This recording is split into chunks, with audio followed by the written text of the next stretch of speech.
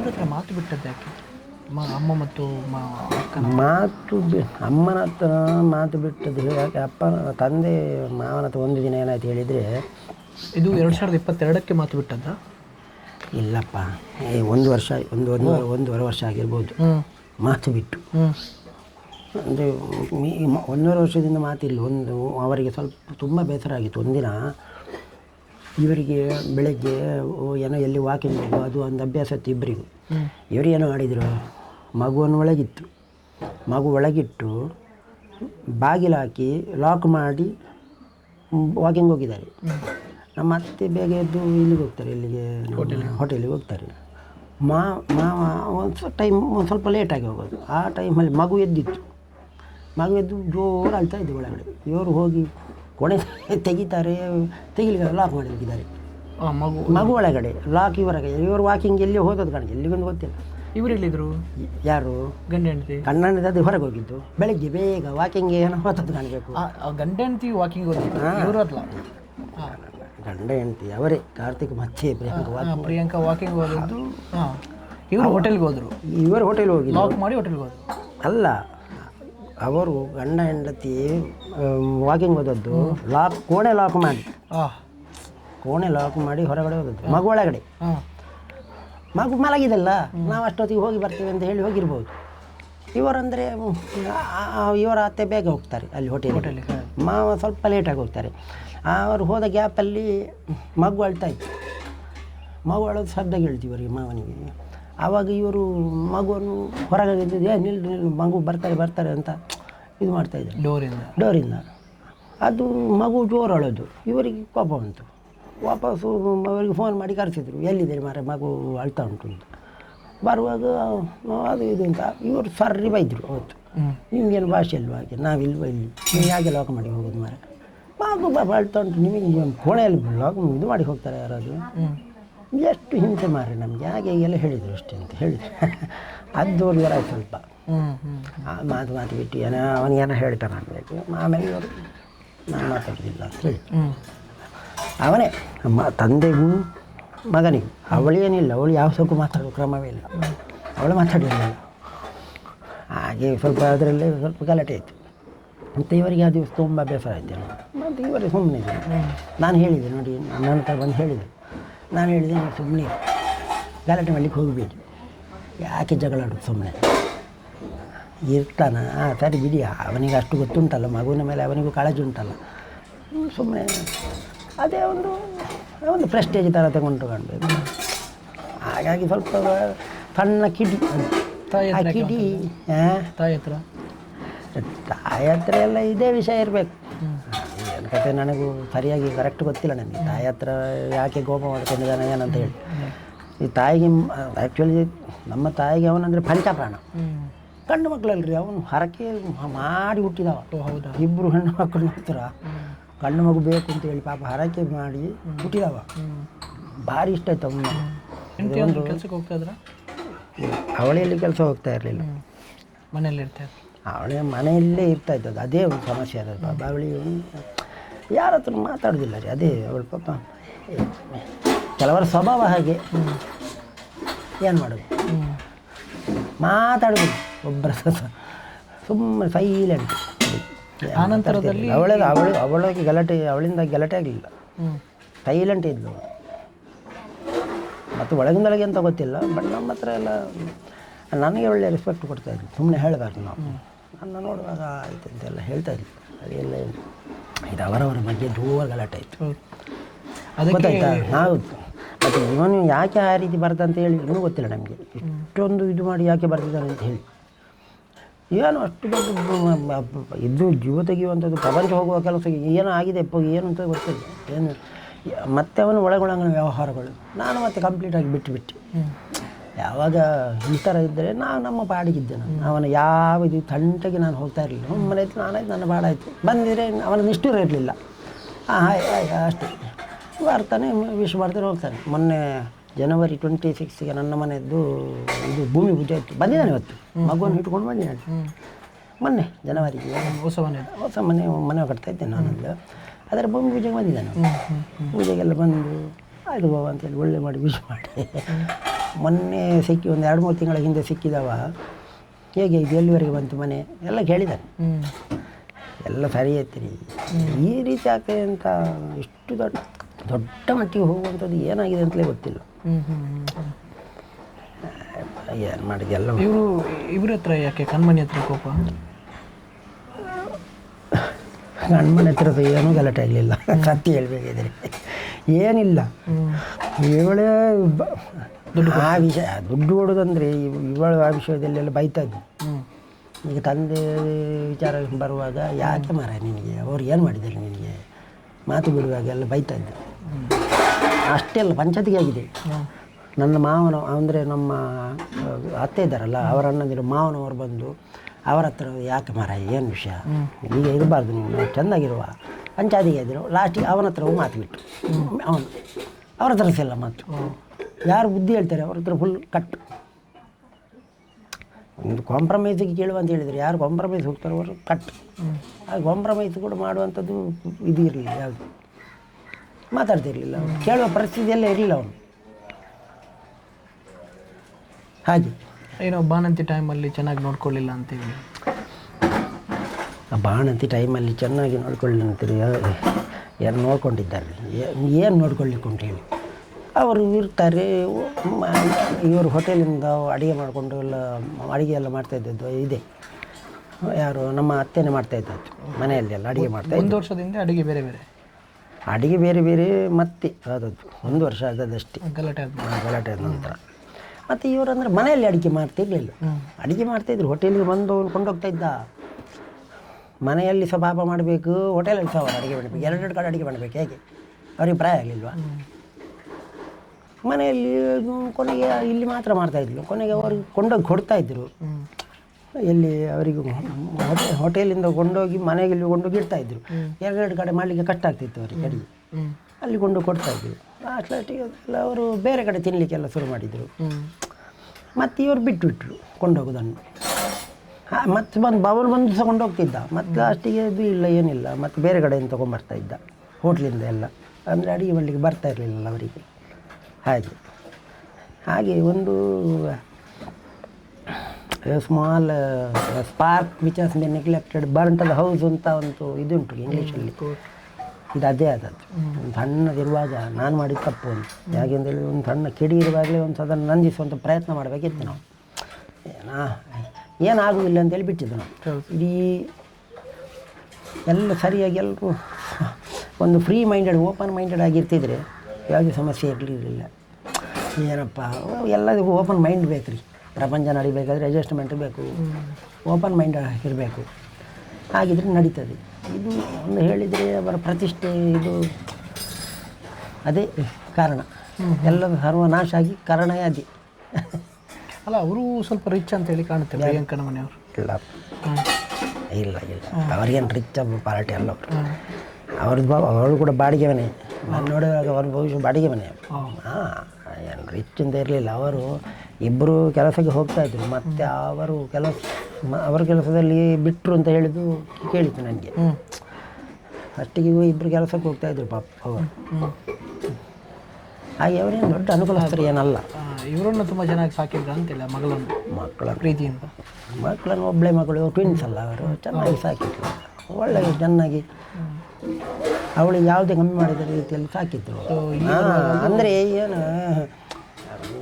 ಇವನ್ ಫಾರಿನಲ್ಲಿ ಇರುವಾಗ ಎಲ್ಲ ಇವನದು ಇದು ಸ್ಟೈಲ್ ಬೇರೆ ಇತ್ತು.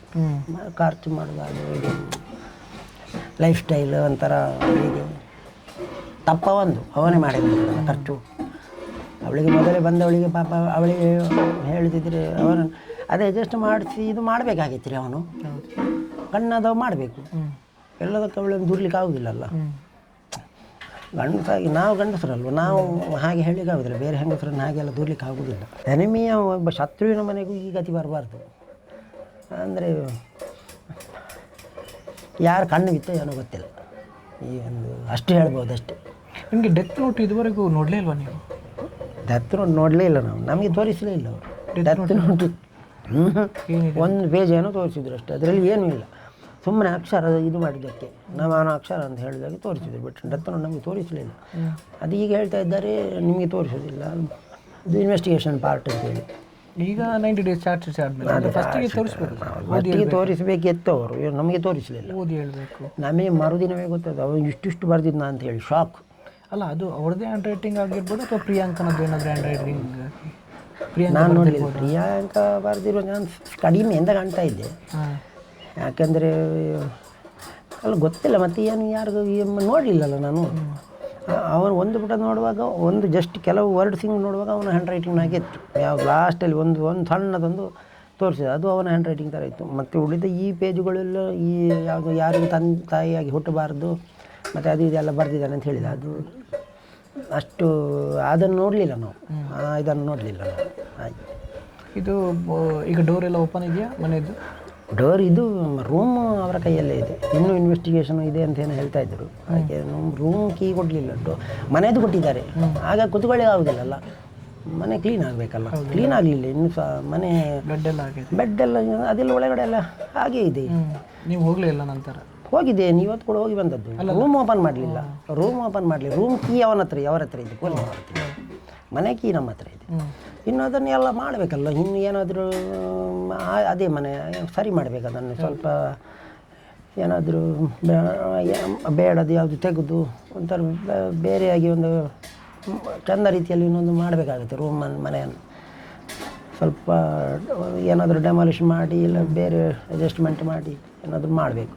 ಅದೇ ರೂಮಲ್ಲಿದ್ದರೆ ಫೀಲಿಂಗ್ಸ್ ಜಾಸ್ತಿ ಇರ್ತದೆ. ಪಾಪ ಇನ್ನು ಅವರು ಮಾತ್ರ ಇರುವಂಥವ್ರು, ಅವ್ರನ್ನ ಏನು ಮಾಡೋದು? ಪಾಪ ಇಲ್ಲಿ ಬಂದು ಕೂತ್ಕೊಂಡಿದ್ದಾರೆ, ಪ್ರಾಯದವರಲ್ವಾ, ಅವರನ್ನು ಹೇಗೆ ಕೂತ್ಕೊಳಿಸಿದೆ ಹೇಳಿ? ಇಬ್ಬರನ್ನು. ಮಗನ ಮೇಲೆ ತುಂಬ ಪ್ರೀತಿ ಇತ್ತು. ಮಗನ ಮೇಲೆ ತುಂಬ ಪ್ರೀತಿ. ಈಗಲೂ ಪಾಪ ಅಳ್ತಾರ್ರಿ. ಮಗ ಅಲ್ವಾ ರೀ, ಒಬ್ಬನೇ ಮಗ ಅಲ್ವಾ ಇದು? ಅಲ್ಲಲ್ಲ, ಇವರಿಗೆಲ್ಲ ಅವರ ಮಗ ಮೇಲೆ, ಅವರ ಮಗು ಹೃದಯ ಮೇಲೆ ಮೇಲೂ ತುಂಬ ಪ್ರೀತಿ ರೀ ಇವರಿಗೆ. ಹೃದಯ ಮೇಲೂ ತುಂಬ ಪ್ರೀತಿ. ಕಾರ್ತಿಕ್ಕಿಗೂ ಹೃದಯದ ಮೇಲೆ ತುಂಬ ಪ್ರೀತಿ ಇತ್ತು, ಭಯಂಕರ ಪ್ರೀತಿ. ಅದೇ ಯಾಕೆ ಕೊಲೆ ಮಾಡಿದ್ನಿ ಏನು ಕತೆ ಗೊತ್ತಿಲ್ಲ. ಬ್ಯಾಡ್ ಹ್ಯಾಬಿಟ್ಸ್ ಇತ್ತು ಅನ್ನೋ ಸಣ್ಣ ಡೌಟ್ಸ್ ಬರ್ತಾ ಇತ್ತು ಕೆಲವರಿಗೆ. ಈಗ ಒಂದೊಂದು ಅದು ಕೂಡ ನಾನು ನೋಡಲಿಲ್ಲ,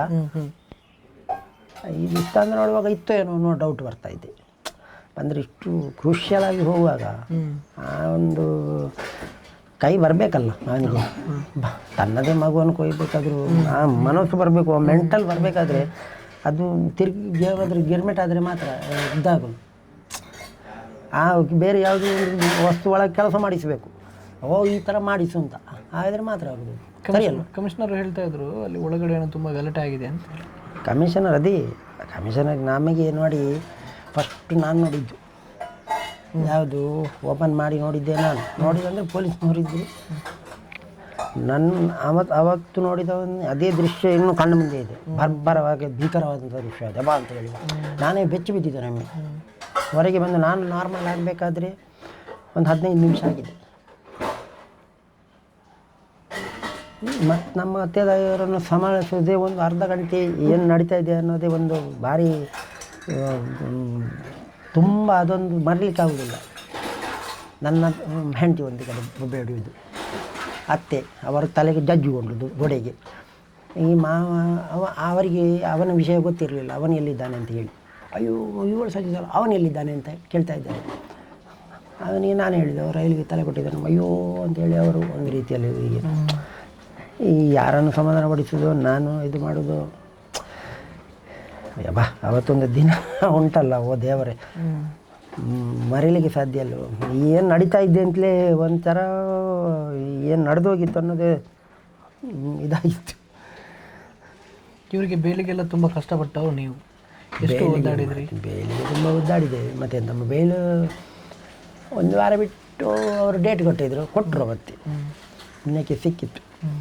ಆರ್ಡ್ರಿಗೆ ಡೇಟ್ ಇತ್ತು? ಆರ್ಡ್ರಿಗೆ ಶನಿವಾರ, ಒಂದು ಶನಿವಾರ ಇದು ಆರ್ಗ್ಯುಮೆಂಟ್ ಇತ್ತು, ಮತ್ತೊಂದು ಶನಿವಾರಕ್ಕೆ ಇಟ್ಟಿದ್ದರು, ಅವತ್ತೇ ಸಿಕ್ಕಿದೆ. ಮತ್ತು ಆ ಟೈಮಲ್ಲಿ ಮೊದಲಿಗೆ ನಿಮ್ಮನ್ನು ಕರೆಸಿದ್ದು ಪೊಲೀಸ್ ಸ್ಟೇಷನ್ಗೆ ಬನ್ನಿ ಒಂದು ಸ್ಟೇಟ್ಮೆಂಟ್ ಕೊಡಿ. ಅಲ್ಲಿ ಹೋಗಿ ಅರೆಸ್ಟ್ ಮಾಡಿ ಕೋರ್ಟಿಗೆ ಒಪ್ಪಿಸಿದ್ರು. ಅಲ್ಲಿ ಬೇಲ್ ರಿಜೆಕ್ಟ್ ಆಯಿತು, ಸೆಷನ್ ಕೋರ್ಟಿಗೆ ಹೋಗ್ಬೇಕಂತ ಹೇಳಿ. ಸೊ ಆ ಟೈಮಲ್ಲಿ ನಿಮ್ಮ ಮೈಂಡ್ ಯಾವ ರೀತಿ ಓಡ್ತಾ ಇತ್ತು? ನನ್ನ ಮೈಂಡ್ ಅದೇ ಎಂಥ ವರ್ಕ್ ಆಗುತ್ತೆ, ಇವರು ಏನು ಮಾಡ್ತಾ ಇದ್ದಾರಲ್ವ. ನಾವು ಪೊಲೀಸ್ ಅವ್ರಿಗೆ ಸಿಕ್ಕಾಪಟ್ಟೆ ಬೇಸರ ಆಗಿತ್ತು. ಯಾಕ್ರಿ ಈಗ ಮಾಡಿದಂತೆ ಪ್ರಶ್ನೆ ಇದ್ದಾನೆ, ಯಾಕೆ ಮಾರ ಒಂದು ಮನುಷ್ಯತ್ವ ಇಲ್ವ ನಿಮಗೆ? ಸರಿ ಬೈದಿದ್ದೇನೆ ಅವತ್ತು. ಒಂದು ಇವರು ಪಾಪ ನನ್ನ ಮಿಸಸ್ಸಿಗೆ ಇದು ಬೇರೆ ಇತ್ತು, ಒಂದು ತಿಂಗಳದ್ದು ಇದು ನಡೀತಾ ಇತ್ತು ಅವರಿಗೆ. ಅವರಿಗೆ ಬಿ ಪಿ ಏಕದಮ್ ರೈಸ್ ಆಗಿತ್ತು. ಇಬ್ಬರು ಕೊಲ್ಯಾಪ್ಸ್ ಆಗಿ ಬಿದ್ದಿದ್ರು ಕೋರ್ಟಲ್ಲಿ. ಅವರನ್ನು ತಕ್ಷಣ ಮತ್ತೆ ಇಲ್ಲಿಗೆ ಸೇರಿಸಿದ್ದು, ಎಲ್ಲಿ ಮೂಡುಬಿದ್ರೆಯಲ್ಲಿ ಹಾಸ್ಪಿಟಲ್ಗೆ ಸೇರಿಸಿದ್ದು. ಪೊಲೀಸ್ನವರು ಇದ್ದರು, ಅವರೇ ಸೇರಿಸಿದ್ದು. ಅದನ್ನು ನಾಟಕ ಅಂತ ಹೇಳಿ ಬಿಂಬಿಸಿದ್ರು. ಅದು ಬೇಸರ ಆಗಿತ್ತು ನನಗೆ. ಇವರ ಮನಸ್ಥಿತಿ ಅರ್ಥ ಮಾಡಿಕೊಳ್ಳಿಲ್ಲ ಅವರು. ತುಂಬ ಬೇಸರ ಆಗಿತ್ತು. ನೋಡಬೇಕಲ್ಲ ಪರಿಸ್ಥಿತಿ ಹೇಗೆ ಉಂಟು ಅಂತ. ಇಬ್ಬರು ಪಾಪ ಹೆಂಗಸರು ಪಾಪ. ಒಬ್ಬರಿಗೂ ಇವಳಿಗೆ ತುಂಬ ಇಲ್ಲ ಅಂತ ಹೇಳಿ ಬರುವಾಗ ನಾನು ಆಗ್ತದೆ ಅಂತ ಹೇಳಿದ್ದು. ಆಗ್ತದೆ ಈಗ ಆಗ್ತದೆ ಅಂತ. ಅಲ್ಲಿ 15 ದಿನ ಅಂತ ಜೈಲಿಗೆ ಕೂತ್ಕೊಳ್ಳುವ ಅಂತ ಹೇಳುವಾಗ ಯಾರಿಗೂ ಒಮ್ಮೆ ಬೇಸರ ಆಗೋದಿಲ್ವಾ? ಜೈಲಿಗೆ ಅಂತ ಇವರು ಜೈಲೇ ನೋಡಲಿಲ್ಲ, ಪೊಲೀಸ್ ಸ್ಟೇಷನ್ ಹೋಗಿ ಜೈಲಿಗೆ ನೋಡಲಿಲ್ಲ, ನೀವು ಜೈಲಿಗೆ ಅಂತ ಹೇಳಿದರೆ ಅಯ್ಯೋ ದೇವ್ರೇ ಅಂತ ಹೇಳಿ ಒಂಥರ ಅವರಿಗೆ ಶಾಕ್ ಆಯಿತು. ಸಿಕ್ಕಾಪಟ್ಟೆ ಬಿಸಿ ಆಯಿತು ಅವರಿಗೆ ಪಾಪ. ಹಾಗೆ ಹೋಗಿ ಮತ್ತೆ ಅವರು ಒಂದಿನ ಇದ್ದರಲ್ಲಿ ಅವರು ಸ್ವಲ್ಪ ಅಬ್ಸರ್ವೇಷನಲ್ಲಿ ಇಟ್ಟು ಮತ್ತೆ ಸರಿಯಾದ ನಂತರ ಮತ್ತೆ ಅವರನ್ನು ಅಲ್ಲಿ ಕರ್ಕೊಂಡು ಹೋದರು. ನಾವೇನು ಆ ಟೈಮ್ ಯಾರು ಏನು ಒಪ್ಪೋದೇ ಮಾಡಲಿಲ್ಲ. ನೋಡಿ, ಸಿಸ್ಟಮ್ ವಿಚಾರ ಬರುವಾಗ ನಾವು ವಾಪಸ್ ಮಾಡಲಿಕ್ಕೆ ಆಗೋದಿಲ್ಲ. ಪೊಲೀಸ್ ಸಿಸ್ಟಮ್ ಅಲ್ವಾ, ಏನು ಮಾಡಲಿಕ್ಕೆ ಆಗ್ತದೆ ನಮಗೆ? ಕಾನೂನು ಇದಿರುವಾಗ ನಾವು ಹೋಗಿ ಬೇರೆ ರೀತಿಯಲ್ಲಿ ಹೋದರೆ ನಮಗೂ ನಾಳೆ ಇದು ಬರ್ತದೆ ಅಲ್ವಾ, ನಮ್ಮನ್ನೇ ಅರೆಸ್ಟ್ ಮಾಡೋದಿಲ್ವಾ? ಇಟ್ಸ್ ಸಿಸ್ಟಮ್ಗೆ ನಾವು ಮರ್ಯಾದೆ ಕೊಡಲೇಬೇಕು, ಗೌರವ. ಅದ ನಂತರ ಮತ್ತೆ ಒಂದಿನ ಅದು ನೋಡ್ಕೊಳ್ಳೇಬೇಕು. ಏನು ಮಾಡೋದು? ಗ್ರಾಚಾರ. ಟೈಮ್ ಬರುವಾಗ ಹೊಡೆತದ ಮೇಲೆ ಹೊಡೆತ ಬರ್ತದೆ. ಟೈಮ್ ಬರುವಾಗ ಎಲ್ಲ ಹೊಡೆತದ ಮೇಲೆ ಹೊಡೆತ ಬರುತ್ತೆ. ಅದೇ ನಮ್ಮದೇ ಒಂದು ನೋಡಬೇಕು ಅಷ್ಟು. ಬ್ಯಾಡ್ ಟೈಮ್ ಬರುವಾಗ ಏನಾಗುತ್ತೆ ಅಂತ. ಹಾಗೆ ಪಾಪ ಒಂದು ವಾರ ಇದ್ದರು ಇವರು. ಒಂದು 10 ದಿನ ಇದ್ದರು ಒಳಗಿದೆ ಪಾಪ. ಭಾರಿ ಕಷ್ಟ ಬಿಟ್ಟರು. ಅಲ್ಲಿ ಫುಡ್ಡು ಕೂಡ ಅವರಿಗೆ ಸರಿ ಆಗ್ತಿರಲಿಲ್ಲ. ನಾನು ಫುಡ್ಸ್ಕೊಂಡು ಕೊಡ್ತಾಯಿದ್ದೆ.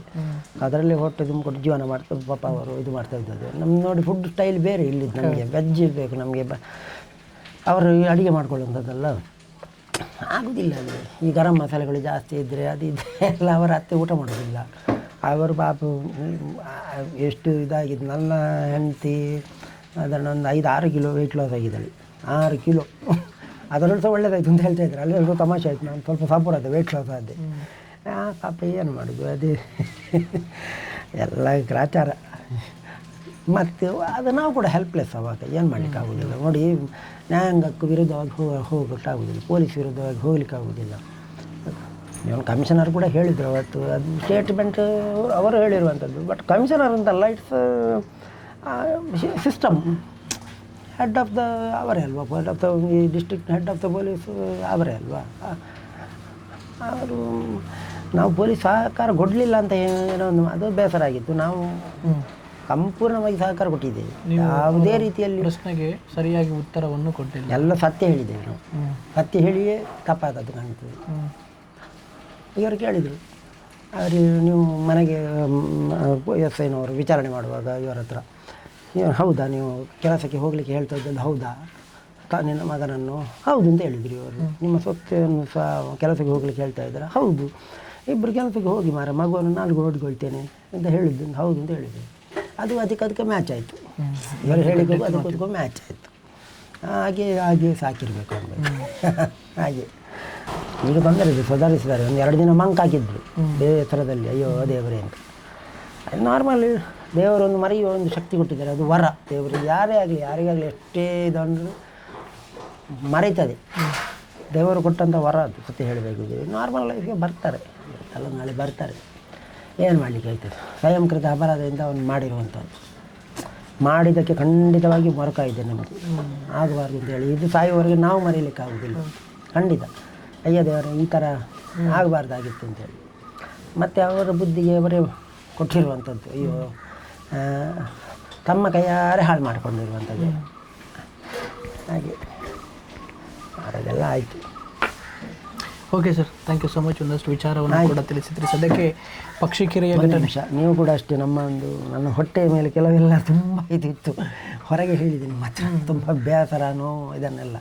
ಅದಕ್ಕೊಂದು ಅನುವು ಮಾಡಿಕೊಟ್ಟಿದ್ದು ನಿಮಗೂ ಥ್ಯಾಂಕ್ಸ್. ಕಣ್ಮಣಿ ಮತ್ತು ಅವರ ತಾಯಿಯವರಿಗೆ ಬೇಲ್ ಆಗಿದೆ, ಮನೆಯಲ್ಲಿದ್ದಾರೆ. ಇನ್ನೇನಾದರೂ ಕಾನೂನು ಹೋರಾಟ ನಡೆಯುತ್ತೆ. ಸ್ಕ್ವಾಶ ಮತ್ತೊಂದು ಮಗದೊಂದು, ಅಥವಾ ಇವರಿಗೆ ಈ ವಿಚಾರದಲ್ಲಿ ಪೊಲೀಸರು ಈ ರೀತಿಯಾಗಿ ತಪ್ಪು ಮಾಡಿದ್ದಾರೆ ಅಥವಾ ನಮಗೆ ಸರಿಯಾಗಿ ಸ್ಪಂದಿಸಿಲ್ಲ ಅಥವಾ ನಮ್ಮನ್ನು ಸುಮ್ಮನೆ ಒಳಗಾಕಿದ್ದಾರೆ ಅನ್ನುವಂಥ ವಿಚಾರದಲ್ಲಿ ಏನಾದರೂ ಇದ್ದರೆ ಕಾನೂನಾತ್ಮಕವಾಗಿ ಹೋರಾಟವನ್ನು ಮಾಡಲೇಬೇಕು. ಸೊ ಪೊಲೀಸರಿಗೆ ಏನಾದರೂ ಆಗಬೇಕು ಅಂತ ಹೇಳಿದರೆ ಕೋರ್ಟಲ್ಲಿ ಒಂದು ತೀರ್ಮಾನ ಬರಬೇಕು ಅಂತ ಹೇಳಿದ್ರೆ, ಇಲ್ಲ ಅಂತೇಳಿದರೆ ಅದು ಸ್ಕ್ವಾಶಿಗೂ ಕೂಡ ಹಾಕ್ಬೋದು. 2 ಆಪ್ಷನ್ಸ್ ಇದೆ ಇವರಿಗೆ ಮೇಲೆ. ಆ್ಯಂಡ್ ಏನಾದಿದ್ರು ಆ ಕೊಲೆ ಯಾಕೆ ಮಾಡಿರುವಂಥದ್ದು, ಆ ಡೆತ್ ನೋಟ್ ಯಾರು ಬರೆದಿರುವಂಥದ್ದು, ಮಗುವನ್ನು ಕೊಂದಿರುವಂಥದ್ದು ಯಾರು, ಮತ್ತು ಈ ಮೊಹಮ್ಮದ್ ಅನ್ನುವಂಥ ವ್ಯಕ್ತಿಯ ಜೊತೆಗೆ ಒಂದಷ್ಟು ಶಾಲವನ್ನು ಕೂಡ ಮಾಡಿದ್ರು. ಅದಕ್ಕೆ ನಾವು ಲಾಸ್ಟ್ ಎಪಿಸೋಡಲ್ಲೂ ಕೂಡ ಮಾಡಿ ಹೇಳಿದ್ವಿ, 1 ವಾರದ ಹಿಂದೆ ಒಂದು ಎಪಿಸೋಡನ್ನು ಕೂಡ ಮಾಡಿ ಹೇಳಿದ್ವಿ. ಸಹಕಾರ ಸಂಘದಲ್ಲಿ ದುಡಿದಿದ್ರು, ಮತ್ತು ಒಂದಷ್ಟು ಆನ್ಲೈನ್ ಗೇಮಲ್ಲೂ ಕೂಡ ಆಟ ಆಡ್ತಾಯಿದ್ರು. ಆನ್ಲೈನ್ ಗೇಮಲ್ಲೂ ಕೂಡ ಒಂದಷ್ಟು ಲಾಸ್ ಆಗಿತ್ತು ಅನ್ನುವಂಥ ವಿಚಾರದಲ್ಲಿ ಜನಗಳು ಮಾತಾಡ್ತಾ ಇದ್ದಾರೆ. ಸೊ ಹಾಗಾಗಿ ಈ ಎಲ್ಲ ತನಿಖೆ ಆಗಬೇಕು, ಅದು ಪೊಲೀಸರಿಂದ ಅಂತ ಹೇಳಿದರೆ ಇವರ ಮಟ್ಟಿಗೆ ಸದ್ಯಕ್ಕೆ ಏನೂ ಟೆನ್ಷನ್ ಇಲ್ಲ. ಸೊ ಬೇಲ್ ಸಿಕ್ಕಿದೆ, ಇನ್ನು ಕಾನೂನಾತ್ಮಕವಾಗಿ ಹೋರಾಟವನ್ನು ಮಾಡ್ತಾರೆ.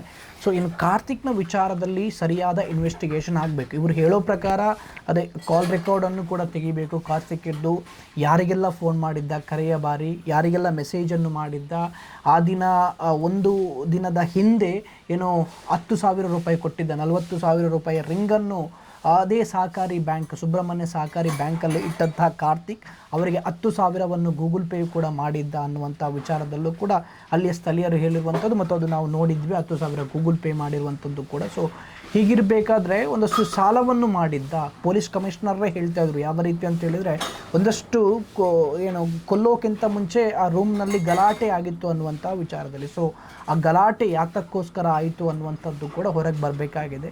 ಡೆತ್ ನೋಟು ಇವರು ಹೇಳ್ತಾರೆ ಕಾರ್ತಿಕ್ಕಿದ್ದೆ ಹ್ಯಾಂಡ್ ರೈಟಿಂಗ್ ಅನ್ನುವಂಥ ವಿಚಾರದಲ್ಲಿ, ಮನೆಯವರಿಗೆ ಡೆತ್ ನೋಟನ್ನು ತೋರಿಸಿಲ್ಲ. ಸೊ ಅದು ಯಾಕೆ ಅನ್ನುವಂಥ ಪ್ರಶ್ನೆ ಕೂಡ ಇಲ್ಲಿ ಮೂಡುವಂಥದ್ದು. ಸೊ ಓದು ಕೂಡ ಹೇಳಿಲ್ಲ ಈ ರೀತಿಯಾಗಿ ಡೆತ್ ನೋಟ್ ಇದೆ ಅನ್ನುವಂಥ ವಿಚಾರದಲ್ಲಿ. ಇನ್ನೇನಾದರೂ ಚಾರ್ಜ್ ಶೀಟ್ ಆದಮೇಲೆ ಡೆತ್ ನೋಟ್ ಖಂಡಿತವಾಗಲೂ ಸಿಗುತ್ತೆ, ಯಾವ ರೀತಿಯಲ್ಲಿ ಬರೆದಿದ್ದಾರೆ ಅನ್ನುವಂಥ ವಿಷಯದಲ್ಲಿ. ಒಂದು ಕಮಿಷನರ್ ಕೂಡ ಮಾತು ಹೇಳ್ತಾರೆ, ಏನಂತ ಹೇಳಿದ್ರೆ ನೇಬರ್ ಹತ್ರ ನಾವು ಮಾತಾಡಿದ್ದೆ. ಸೊ ಆಗ ಅಲ್ಲಿ ಅವರು ರುಕ್ಮಿಣಿ ಮತ್ತು ತಾಯಿಯವರ ಬಗ್ಗೆ ಒಂದಷ್ಟು ನೆಗೆಟಿವ್ ಮಾತಾಡಿದರು ಅಂತೇಳಿ, ಸರಿ ಇರಲಿಲ್ಲ ಅಂತೇಳಿ. ಸೊ ನಾವು ಕೂಡ ಹೋಗಿದ್ವಿ, ಕಮಿಷನರ್ ಅವರೇ ನೇಬರ್ ಹತ್ರನೂ ಕೂಡ ಮಾತಾಡಿಸಿದ್ವಿ. ಕಮಿಷನರ್ ಅವರು ಯಾರ ಹತ್ರ ಮಾತಾಡಿದ್ರು ಅಂತೇಳಿ ನಮ್ಗೆ ಗೊತ್ತಿಲ್ಲ, ಆದರೆ ನೇಬರ್ ಹತ್ರ ಮಾತಾಡಬೇಕಾದ್ರೆ ಒಳ್ಳೆ ಒಪಿನಿಯನ್ನೇ ಕೊಟ್ಟರು ಅವರ ನೇಬರ್, ಎಲ್ಲರೂ ಚೆನ್ನಾಗಿದ್ರು ಅನ್ನುವಂಥ ವಿಚಾರದಲ್ಲಿ. ಸೊ ಕಮಿಷನರ್ ಅವರು ಯಾರನ್ನು ಹೋಗಿ ಇನ್ವೆಸ್ಟಿಗೇಷನ್ ಮಾಡಿದ್ದಾರೆ, ಯಾರ ಜೊತೆ ಹೋಗಿ ಮಾತಾಡಿದ್ದಾರೆ ಅನ್ನುವಂಥ ವಿಚಾರದಲ್ಲಿ ಗೊತ್ತಿಲ್ಲ, ಪ್ರೆಸ್ ಸ್ಟೇಟ್ಮೆಂಟೇ ಕೊಟ್ಟಿದ್ದರು. ಸೊ ಹಾಗಾಗಿ ಎಲ್ಲದಕ್ಕೂ ತಾರ್ಕಿಕ ಅಂತ್ಯ ಸಿಗಬೇಕು ಅಂತ ಹೇಳಿದ್ರೆ ಒಂದಷ್ಟು ಪೊಲೀಸ್ ಇನ್ವೆಸ್ಟಿಗೇಷನಿಂದ ಮಾತ್ರ ಸಾಧ್ಯ.